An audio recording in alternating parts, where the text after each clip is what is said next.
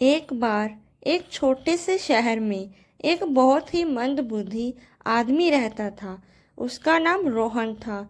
रोहन को अपने जीवन में बहुत सी दिक्कतें थी और वो हमेशा दुखी रहता।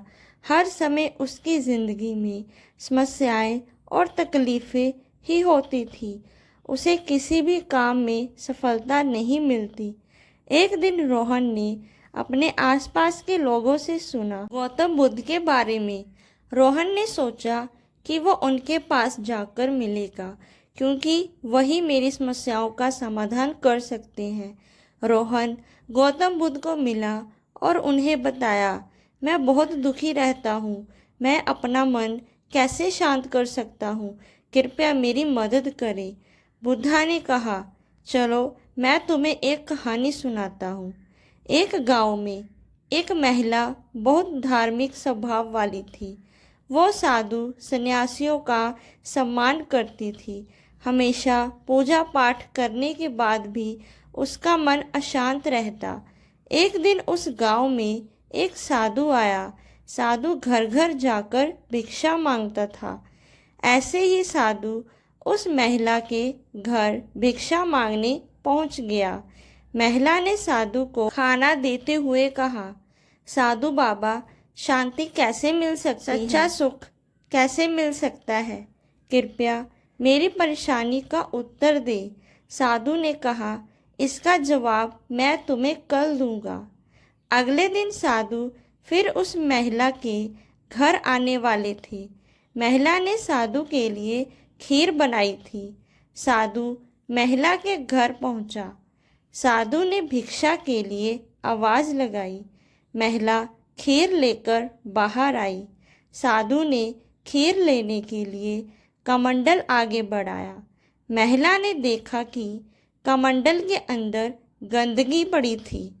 महिला बोली, साधु बाबा, आपका कमंडल तो गंदा है। साधु बोले, कोई बात नहीं, आप इसमें खीर डाल दो। महिला ने कहा कि नहीं साधु बाबा, ऐसे तो खीर खराब हो जाएगी। आप कमंडल दे, मैं इसे साफ कर देती हूँ।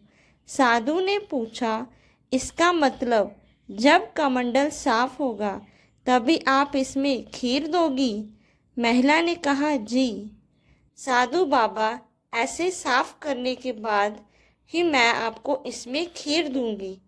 साधु ने कहा, ठीक इसी तरह जब तक हमारे मन में काम, क्रोध, लोभ, मोह, बुरे विचार की गंदगी है, तब तक उसमें ज्ञान कैसे डाल सकते हैं? अगर ऐसे मन में ऐसी गंदगी पड़ी रहेगी तो उसमें उपदेश अपना असर नहीं दिखा पाएगा। इसीलिए उपदेश सुनने से पहले हमें हमारे मन की इन बुराइयों को दूर करना होगा। इन बुरी बातों की वजह से ही मन शांत नहीं होता है। जब ये बुराइयां दूर होगी तो उपदेश का असर जल्दी होगा। इन बुराइयों को छोड़ने के बाद ही शांति मिल सकती है। तभी हम ज्ञान की बातें ग्रहण कर सकते हैं। पवित्र मन वाले ही सच्चा सुख और आनंद प्राप्त कर सकते हैं। तभी वो आदमी गौतम बुद्ध से बोला, गुरुजी, मैं आपकी बात समझ गया कि जब तक मन में काम, क्रोध, लोभ, मोह जैसी बुरी बातें रहेंगी, हमारे जीवन में सुख नहीं आ सकता। तो दोस्तों, अगर हमारी ये स्टोरी मोटिवेशनल वीडियो आपको अच्छी लगी तो कमेंट में ज़रूर बताना और चैनल को सब्सक्राइब ज़रूर करना। नमो बुद्धाय।